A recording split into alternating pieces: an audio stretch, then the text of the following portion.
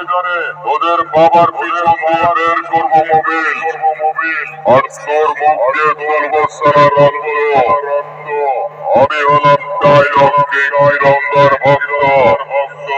আমি যেখানে পা রাখি সেখানেই শুরু হয় কুরুক্ষেত্র। আজকেই তোদের বাপ বেটা দুজনকে বসিয়ে দেবো কে গুরু আর কে শিষ্য।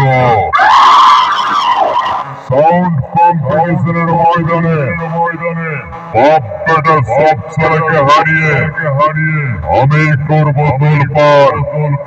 হুগলি জেলার খানপুরের সাউন্ড সেন্টারের সাথে কম্পিটিশন করতে হলে প্যান্টে পায়খানা করে ফেলবি এবার।